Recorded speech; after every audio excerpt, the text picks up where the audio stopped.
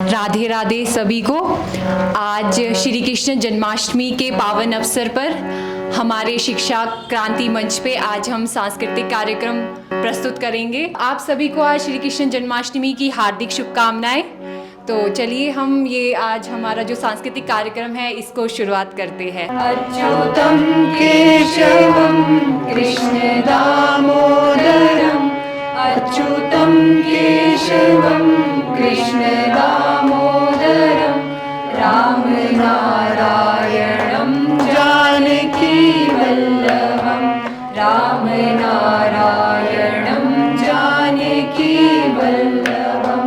नाम जपते चलो काम करते चलो, नाम जपते चलो काम करते चलो, हर समय कृष्ण का ध्यान करते चलो, हर समय कृष्ण का ध्यान करते चलो। याद आएगी उनको कभी ना कभी, याद आएगी उनको कभी ना कभी, कृष्ण दर्शन तो देंगे कभी ना कभी, कृष्ण दर्शन तो देंगे कभी ना कभी। कहते हैं कृष्ण और सखियों के बीच का जो प्रेम था वो बड़ा अलौकिक था, अद्वितीय था, काम वासना लेश मात्र भी नहीं थे।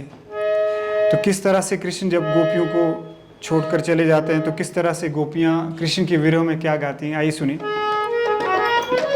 ओ राह कृष्णा तेरी, राह कृष्णा तेरी, राह कृष्णा, देखूं कब तक तेरी मैं राह कृष्णा, देखूं कब तक तेरी मैं राह कृष्णा। कृष्ण के इंतजार में दिल ढलने लगा है तो क्या गाती हैं सखी।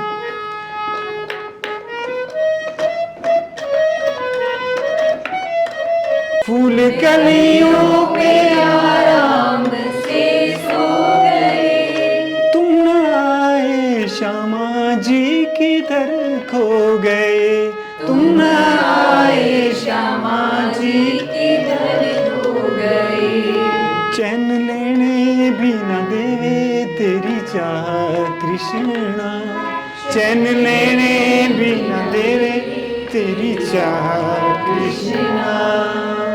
बोलो श्री कृष्ण बलदेव की जय। सखा हमारे हे नाथ नारायण वासुदेवा, श्री कृष्ण गोविंद हरे मुरारी, हे नाथ नारायण वासुदेवा। मैं जरूर चाहूँगा कि आप सभी बताएं कि आप कहाँ कहाँ श्री कृष्ण से कनेक्ट कर पाते हैं और उनकी कौन सी बात आपको अच्छी लगती है। जिस प्रकार से हम प्रतिदिन यहाँ बात करते हैं कि हमें उनकी बात जो अच्छी लगती है, वो संवाद, उनकी जो उनकी संवाद कुशलता थी, व्यवहार कुशलता थी, वह अलौकिक थी, अद्वितीय थी और संवाद का मंच है। तो मुझे लगता है कि आप ज़रूर बताएं सभी। जिस प्रकार से हम संवाद के कार्यक्रम को आगे ले जा रहे हैं तो हम अध्यात्म को आगे ले जा रहे हैं और संवाद के कार्यक्रम से समाज सेवा कर रहे हैं। तो आप ज़रूर बताएं एक एक करके। सर मेरे अकॉर्डिंग सर मुझे लगता है जो श्री कृष्ण जी का व्यक्तित्व था वो पूर्ण रूप से धर्म की संस्थापना के लिए निछावर था। क्योंकि सर जब भी कोई ऐसी कोई सिचुएशन आई तो उन्होंने अपनी इमेज के बारे में नहीं सोचा। जैसे एक समय ऐसा आया था कि उन्हें रण छोड़ना पड़ा था, उन्हें इस नाम से बाद में पुकारा गया, निंदित किया गया रणछोड़ कहकर, परंतु उन्होंने उसमें ये चीज़ नहीं देखी कि इसमें मेरा अपमान होगा। उन्होंने अपनी प्रजा की भलाई देखी। ऐसा ही एक और सिचुएशन है जब पितामह भीष्म को मानने से अर्जुन मना कर देते हैं तो वो कहते हैं कि मैं धर्म की संस्थापना के लिए अपने वचन भी तोड़ सकता हूँ, मुझे फ़र्क नहीं पड़ता कि मेरी निंदा लोग करेंगे या कहेंगे कि ये इसने अपने वचन तोड़ दिए, धर्म की संस्थापना के लिए मैं कुछ भी कर सकता हूँ। सो सर ये जो इक्वालिटी है सर वो बहुत टच करती है कि वो इतने फ्लेक्सिबल थे सर, किसी भी पर्टिकुलर चीज़ के लिए फैनेटिक नहीं थे। उनका जो मकसद था वो बिल्कुल क्लियर था, वो धर्म की संस्थापना थी। बहुत बढ़िया, बहुत अच्छा बोले। यानी इनका कहने का मतलब है कृष्ण जो क्रिएटिविटी के पर्याय थे, जो सृजन के पर्याय थे, उनमें इतनी जो फ्लेक्सिबिलिटी उन्होंने कही, वो कृष्ण मतलब क्रिएटिविटी और धर्म संस्थापनार्थ है, वो इस संसार में आए थे उनको। और मुझे लगता है कि हमारे युवाओं को भी आज यही प्रेरणा लेनी चाहिए कि जो अच्छा काम है धर्म की स्थापना के लिए, यानी अच्छे काम आगे ले जाने चाहिए। धर्म का मतलब ये होता है कि जो अच्छे विचार हैं उनको धारण करना और उनको कर्मों में ढालना, अच्छे विचारों को समझना, फिर उनको धारण करना और फिर कर्म में ढालना ही धर्म है। तो आज के युवाओं को यह प्रेरणा लेनी चाहिए।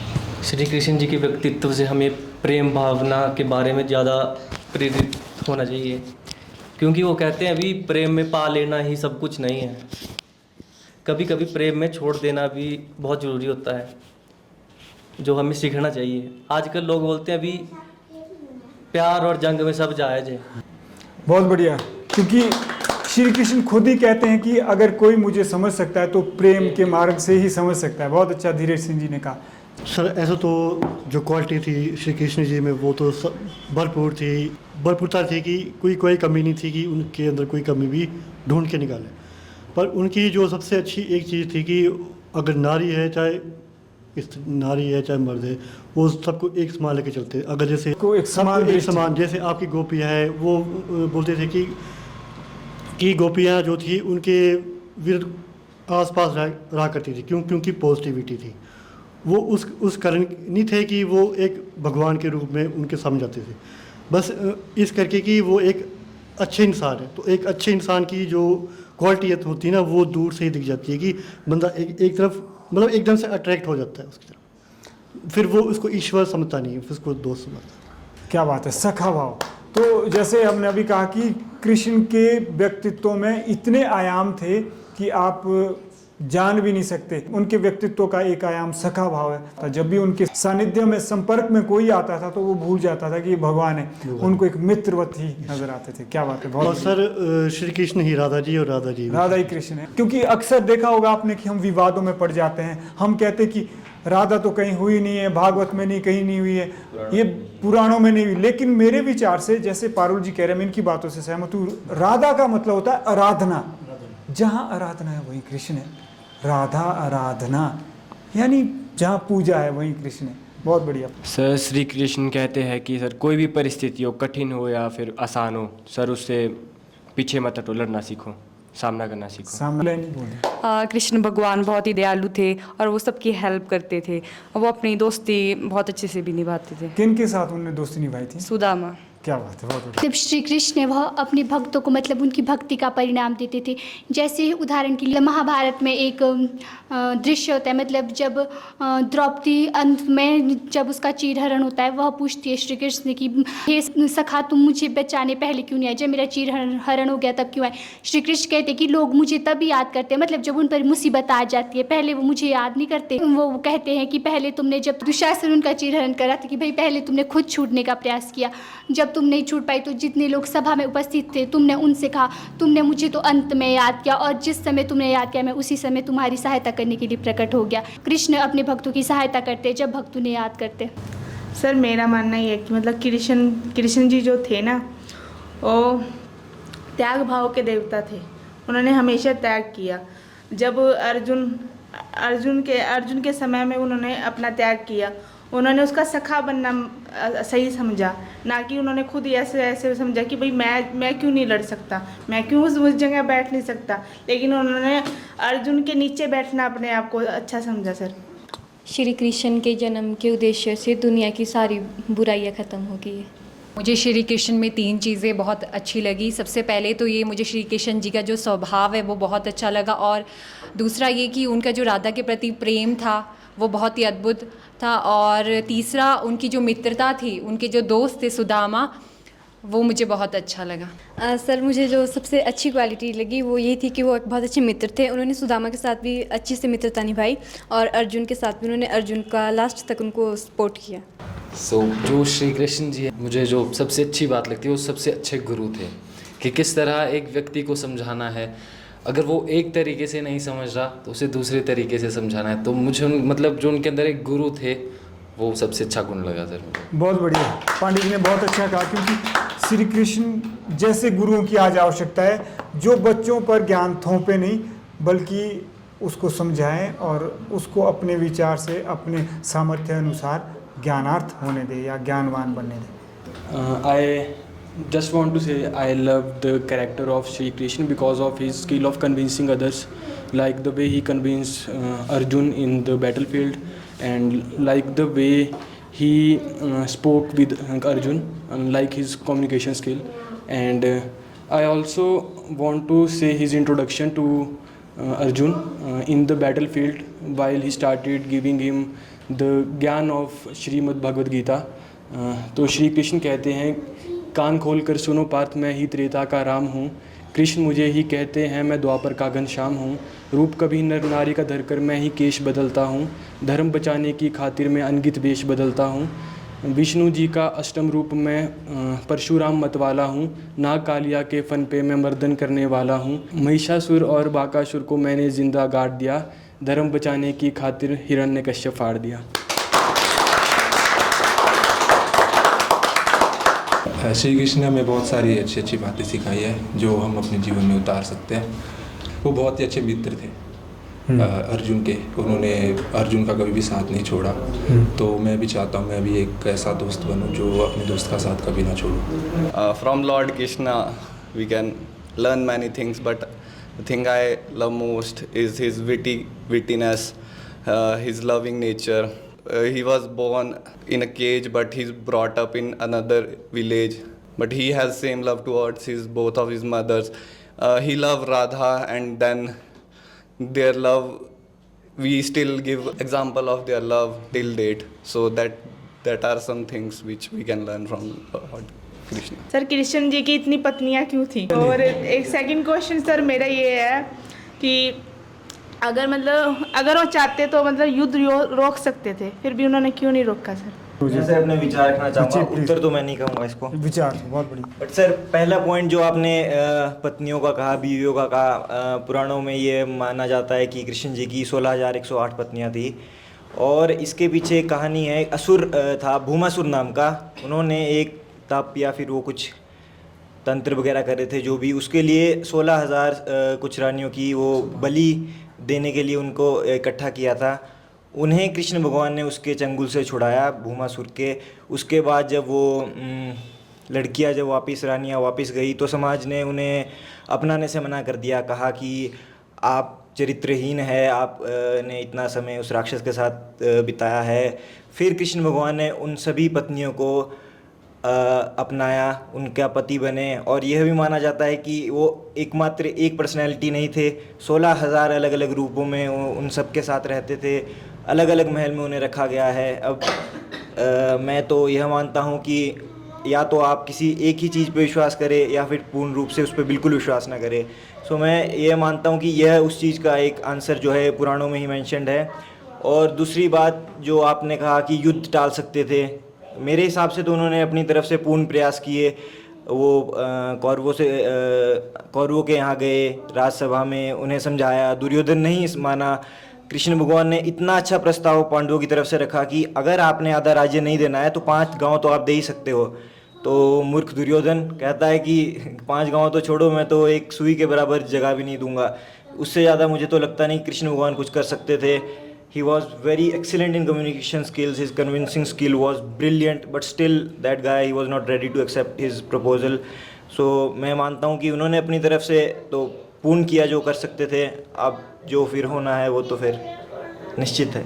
धन्यवाद। बहुत बढ़िया, क्या बात है। और कोई देना चाहे? जो कोई भी बड़ा व्यक्तित्व होता है, उनके व्यक्तित्व के उतने ही आयाम होते हैं, उतनी ही ज़्यादा वो कठिन होती है व्याख्याएं करनी। युद्ध को क्यों नहीं रोका उन्होंने? वो हमें शिक्षा देते हैं कि अगर तर्क की तिलांजलि दे दें तो क्या हालत होते हैं। जैसा हम अक्सर कहते हैं कि युद्ध अंतिम विकल्प हो, शांति जीवन संकल्प हो। यानी हमारा इस मंच का भी यही ध्येय है कि हम अक्सर बोलते हैं कि बेशक युवा साथी हाथ में शस्त्र उठा, हृदय में शास्त्र बिठा। हृदय में शास्त्र बिठा मतलब कि ज्ञानार्थ पर अक्ल, नॉलेज, इन्फॉर्मेशन सब कुछ होनी चाहिए। हृदय में शास्त्र बिठा, हाथ में शस्त्र उठा। शांति दूत और क्रांति दूत कहला। शांति आजीवन संकल्प हो, युद्ध अंतिम विकल्प हो। युद्ध अंतिम विकल्प हो, यानी युद्ध ही हमारा अंतिम विकल्प होना। आज तक मेरे को जवाब नहीं मिलते, लेकिन अब मिलते हैं तो मैं पूछ रही हूँ। चलिए धन्यवाद। सर, जैसे आप करण के बारे में तो जानते ही हो, करण के साथ तो गलत हुआ ना, पूरी महाभारत में उसके साथ गलत ही हुआ है, तो उसके बारे में क्या बोलोगे सर? जी, मेरा यह मानना है कि बात सही है। अगर हम उनके व्यक्तित्व को देखें तो कितना सुलझा हुआ और कितना समर्पित व्यक्तित्व थे वो, कितना दानशील। ऐसे दानवीर तो मुझे नहीं लगता कि धरती पे बिरले ही होते हैं। लेकिन कहीं ना कहीं जब कमियां रह जाती है हमारी, बहुत सारी कमियां होती हैं। अब कमी व्यक्तित्व में रह जाती है, कहीं ना कहीं झूठ बोलना हो गया, गुरु से चीज़ें छुपा दी, कहीं ना कहीं अपने अभिमान के लिए, अपने स्वार्थ के लिए कर्ण दुर्योधन के पास जाते हैं। यानी गलत का अगर साथ दोगे तो आपका अंजाम सही नहीं होगा, और ये बिल्कुल दिखती बात है कि तो मित्रता अच्छे से निभाई। लेकिन इसका मतलब ये नहीं कि आप विवेक शून्य हो जाओ और किसी को भी मित्र बना लो और भावनाओं में बह जाओ। गीता ज्ञान अगर कुछ हमें सिखाता है, बहुत सारी चीज़ें सिखाता है, तो एक चीज़ मुझे लगता है जो आज हम सबको सीखनी चाहिए, वो ये कि अगर भावना और कर्तव्य, अगर इनमें से आपको अगर चुनाव करना है तो किसका करोगे? हमेशा कर्तव्य का चुनाव ही करना चाहिए। अगर आपकी परीक्षा हो रही है तो कर्ण ने क्या किया? कर्तव्य मतलब धर्म, कर्तव्य और भावना से जब कर्ण को चुनाव करना था तो उन्होंने भाव को तरजीह दी। भाव मतलब मित्र भाव, नहीं मेरे मित्र हैं, इन्होंने मेरा साथ दिया है। लेकिन कैसा साथ दिया है? वो तो राजा ही तो बनाया उस naturally, but it cannot justify your wrongdoing. For example, I have been thrown out of my society. यानी अगर मेरे साथ किसी ने गलत किया है, क्या ये जस्टिफाई करेगा कि मैं अलग गलत करता रहूं? But he has done nothing wrong, sir. He went wrong. He went wrong. He could not set example. He only supported his friend. That is the best thing he can do at that time. हमने सीखना चाहिए, उनके लिए सही थी लेकिन समाज के लिए फिर सही नहीं थी वो बात। यही तो हमारी संस्कृति, गलत सही। आज हम क्या कर रहे हैं? आज हम गलत सही क्यों करते हैं? आज हम अपना पक्ष लेने के लिए लोगों को गलत सही रखते हैं, हम ऊपर नहीं उठते हैं। कृष्ण यही तो कहते हैं कि गलत सही के चक्कर में ना पड़। क्या बोलते हैं अर्जुन को? यही तो बोलते हैं, बुद्धि युक्तो यातिह योगः कर्मसु कौशलम। यानी हे अर्जुन, सबसे पहले जो ये योग है इसको अपना, पुण्य और पाप के चक्कर में मत पड़। अर्जुन इतना भटक गए थे, अपने धर्म को छोड़ रहे थे। यानी धर्म था क्षत्रिय लड़ना, और वो क्या बन रहे थे? ब्राह्मण, ज्ञानी बन गए कि नहीं ऐसा होगा, भाई तो मारे जाएंगे, ये होगा। कहते तुम्हारा धर्म इसमें क्षत्रिय धर्म है। अर्जुन कहीं ना कहीं सही भी था सर, क्योंकि अपने गुरुओं पे आक्रमण करना भी तो एक अंदर से ऐसा होता है ना सर। यही फिर से मैं कहना चाहूँगा कि जैसे सही है ना, वही तो अच्छी बात है। यानी अगर एक चोर है ना, वो भी सही है बेचारा, क्योंकि उसको ज्ञान नहीं है। यही तो हमारी संस्कृति की महानता है। हमारी संस्कृति ये नहीं बोलती कि वो गलत था, सबको सम्मान मिलता है, चाहे वो अगर अपने स्तर पर सही है। लेकिन जब हमारा दृष्टिकोण क्या होता है? हमारा दृष्टिकोण होता है बड़ा संकीर्ण होता है। हम साइड लेना चाहते हैं, पक्ष लेना चाहते हैं। जब हम पक्षपाती बनते हैं तब हम गलत चीज़ों को गलत दृष्टि से देखते हैं। अपनी जगह वो सही थे, अर्जुन भी कर्ण भी। अगर गलत आज के जैसे थोड़ी भी होना चाहिए। युवाओं को रिसर्च करनी चाहिए, खुद से महसूस करना चाहिए। हर व्यक्ति में गुण था। महाभारत में जितने भी पात्र थे, जितने भी चरित्र थे, धरती पर सारे लोग कोई ना कोई चरित्र पात्र आज भी वो जी रहा है। तो आप देखो कि आप महाभारत के किस पात्र से, अंत में बस इसको फिनिश करते हैं क्योंकि बहुत ज़्यादा हो गया, इनको भी जाना है।